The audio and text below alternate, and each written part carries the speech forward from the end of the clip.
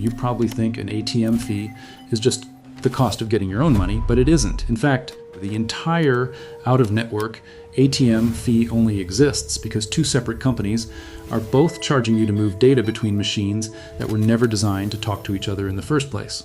According to Bankrate's 2025 checking account and ATM fee study, the average out-of-network withdrawal now costs $4.86.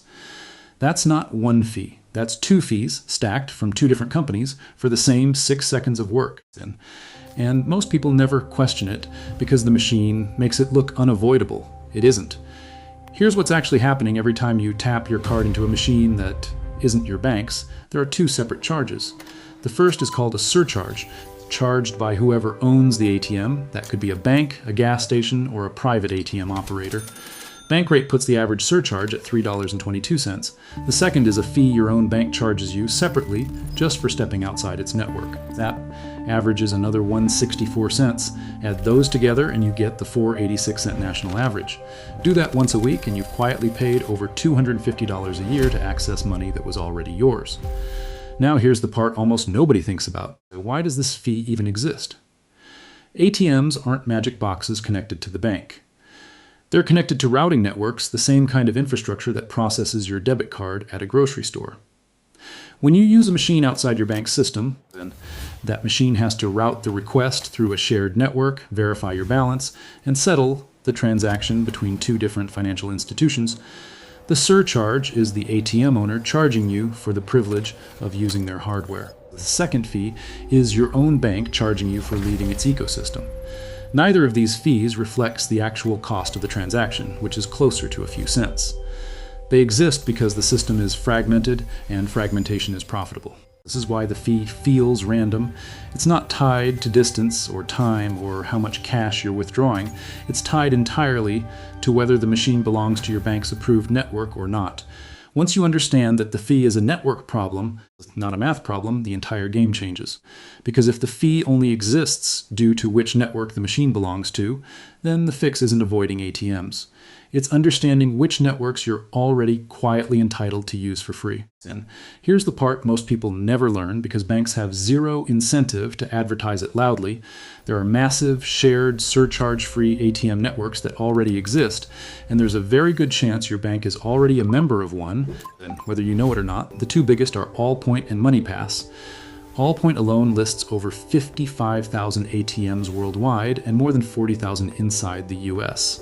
Tucked inside places you're already walking into anyway, like Target, CVS, Walgreens, Costco, and Speedway. This is the part that surprises people.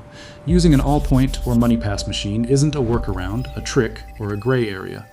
It's a fully sanctioned feature your bank pays to offer you. Then, you're not tricking the system, you're using the exact system your bank built and is already paying membership fees to belong to. The catch is that these machines are often disguised as another bank's ATM. That's intentional. Allpoint doesn't own its own hardware. It partners with existing banks and retailers to host the network. So the ATM might have a Chase logo or Bank of America logo or nothing at all, and while quietly running Allpoint or MoneyPass processing in the background. Then there's a second layer most people never discover at all. Credit union shared branching run by the co-op network. If you bank with a credit union, there's a real chance you can walk into a completely different credit union, one you've never opened an account with, and withdraw cash, deposit checks, or even make a loan payment as if you were standing in your own branch. And finally, there's the newest and arguably most powerful version of this, fully online banks and brokerages that reimburse ATM fees no matter whose machine you use. And institutions like Charles Schwab's checking account and Fidelity's cash management account are built specifically to remove this problem entirely. They don't ask you to find their network because your network is every ATM on earth, and they refund the surcharge automatically. None of this is a loophole in the legal sense. It's the fine print of your account agreement, a feature sitting in your bank's disclosures that most people never open and read. And here's exactly how to put this into practice, starting today with the account you already have. Step 1, find out what network your bank already belongs to. Open your banking app or search your bank name Allpoint or your bank name MoneyPass. Most regional banks and credit unions publish this directly on their fee schedule page. Step 2. Use the official locator, not guesswork. Both Allpoint and MoneyPass have free locator tools on their websites and apps. Type in your zip code, and it'll show you every surcharge-free machine near you, including ones hiding inside stores you already visit weekly. Step 3. Watch for the surcharge warning screen, and know it doesn't always apply to you. This trips people up constantly. Machines are legally required to display a surcharge warning before you insert your card, even to customers who are exempt from that fee. If your bank participates in that network, that fee is automatically waived at the end, but always confirm your bank's terms first, since network overlap can vary by account type. Step 4. If you're a credit union member, ask specifically about shared branching. Not every credit union participates, so a quick call or a search for your credit union COOP shared branching will confirm it. Once confirmed, you can treat thousands of other credit union branches nationwide as your own. Step 5. If you're consistently paying fees no matter what you try, consider an account built to reimburse them. This isn't about switching your whole financial life. Many people simply open a secondary account, like an online high-yield checking account, specifically to hold cash access money, while keeping their primary bank for everything else. 6. When none of the above is available, use cash back at checkout. This one is often overlooked.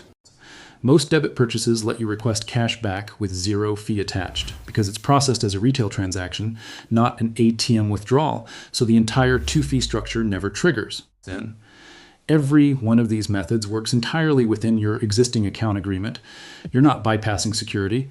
You're not exploiting a technical vulnerability. You're simply using the features your bank already built and already pays for, features that are quite deliberately buried a few menus deeper than they should be. None of this required hacking anything. It required reading the fine print your bank already handed you and realizing the fee was never really about the machine. It was about which invisible network that machine happened to belong to. That's usually how these systems work. The rules were always public. Most people just never had a reason to go looking for them. If you found this useful, hit subscribe, and I'll see you in the next one.